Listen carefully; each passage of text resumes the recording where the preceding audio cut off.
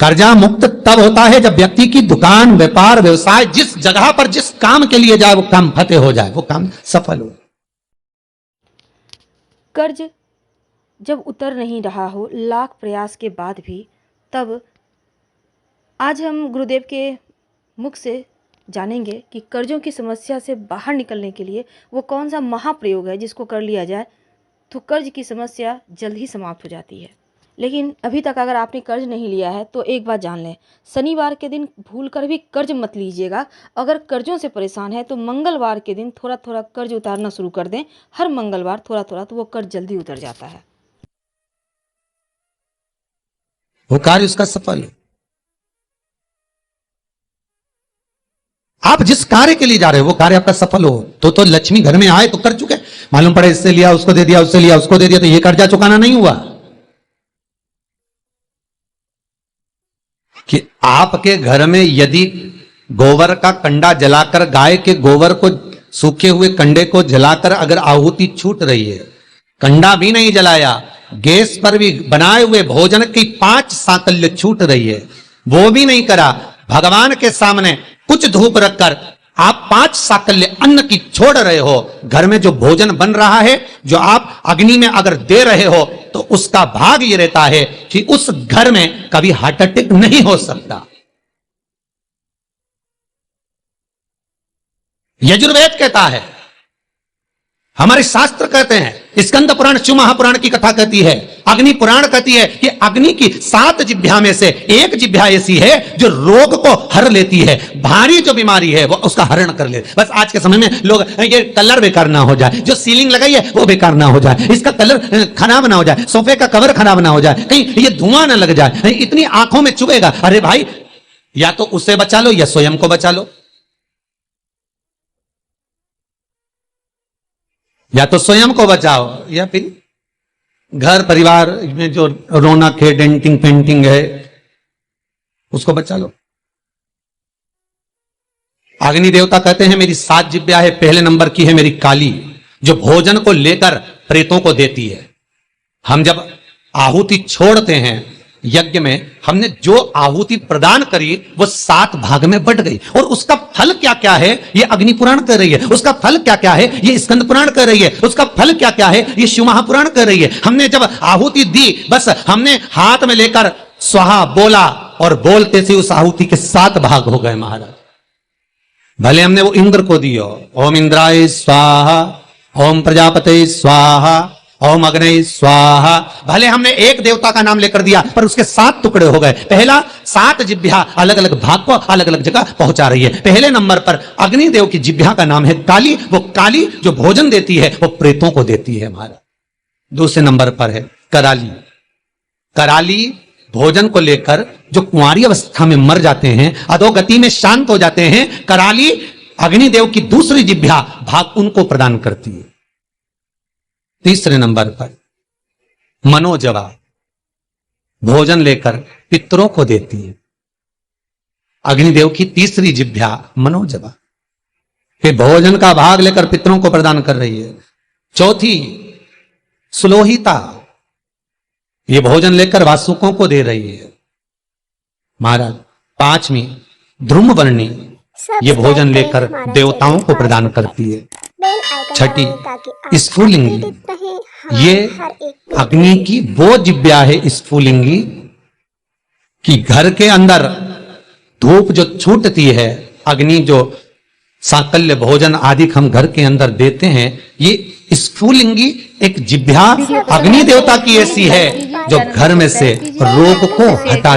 फिर निवेदन करूंगा, हार्ट अटैक की बीमारी को हटाना है तो घर में 7, 5, 3, 2, 1 तुम्हारी मर्जी पड़े उतने जो घर में भोजन बने वो अग्नि देवता को जिमाना है। थोड़ा सा धुआं जरूर होगा, धूप लगेगी तो धुआं तो होगा, पर बड़ी बीमारी घर में प्रवेश नहीं करती। क्यों? अग्निदेव की छठी जिह्वा स्फुलिंगी रोग, बड़े से बड़े रोग को, यहां तक शास्त्र, आप पहले का इतिहास उठाकर देखिए, पहले के समय में अटैक की बीमारी नहीं होती थी, हार्ट अटैक नहीं होता था, शुगर नहीं होती थी, ये ब्लड प्रेशर नहीं होता था।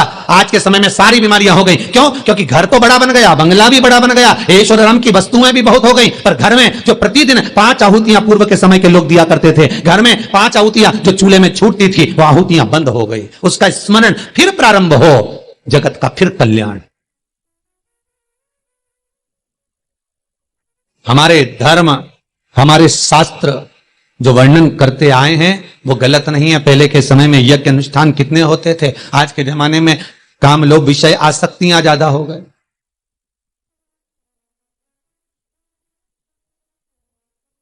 छठे नंबर की अग्नि देवता की जिह्वा का नाम है स्फुलिंगी, और अग्निदेव की ये छठी जिह्वा स्फुलिंगी, ये बीमारी का हरण कर लेती है, ये रोग का हरण कर लेती है।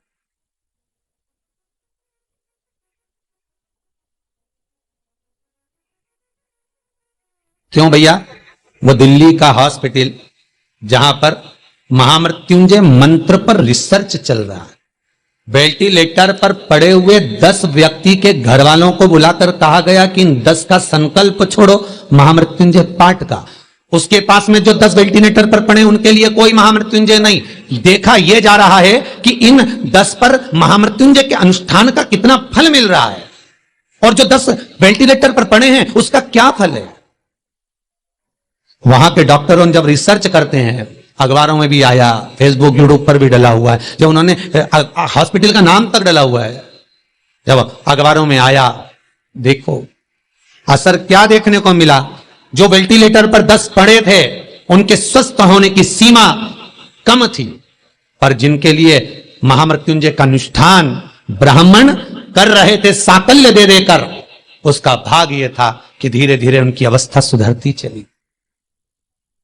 फिर निवेदन करूंगा, अकाल मृत्यु वो मरे जो काम करे चंडाल का, काल उसका क्या बिगाड़े जो भक्त हो महाकाल का। आपकी चित्त वृत्ति में अगर शिव है, आपकी चित्त वृत्ति में अगर शंकर है, आपके मन में अगर शंकर समाया हुआ है, बाल बांका नहीं हो सकता।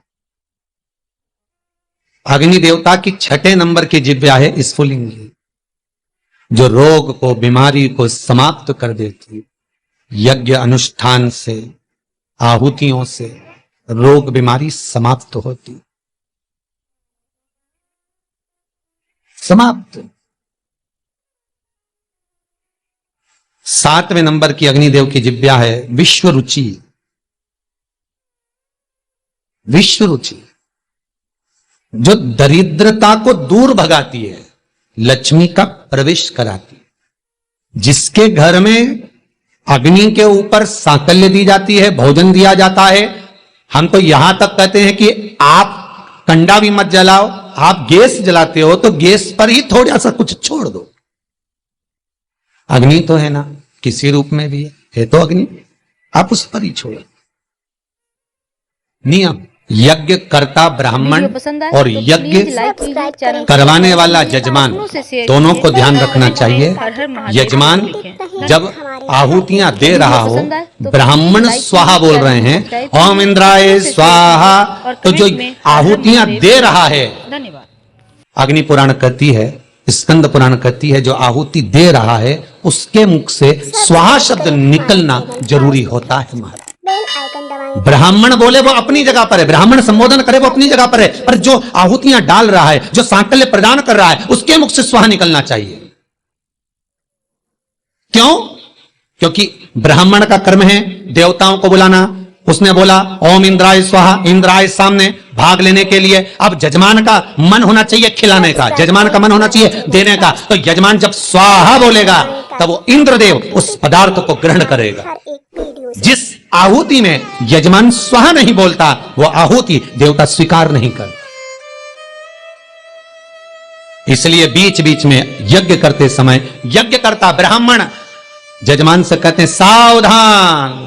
सावधान का मतलब है कि मुख से स्वाहा बोलना चालू करो, गोमती केवल सांकल्य देकर चुप ना रहिए, स्वाहा संबोधन तुम्हारे मुख से निकलना चाहिए। वो स्वाहा का संबोधन आपको सुख का भान कराए। प्रदोष काल हो, 7 वृक्ष की पत्तियों को तोड़कर शिव का स्मरण कर कर पार्थिव शिवलिंग का निर्माण कर कर उसकी अर्चना कर कर जल चढ़ाकर घाट पर, नदी पर, तट पर शिवलिंग का निर्माण कर कर नदी का ही जल समर्पित कर कर 7 वृक्ष की पत्तियों को समर्पित कर घी का द्रप दिया लगाकर आराधना कर प्रदोष काल में ही विसर्जन कर, नमन कर, स्नान कर, पूजन आदि करने के बाद फिर जा व्यापार के लिए, किसी से मांगना नहीं, स्वतः का व्यापार कर। बड़े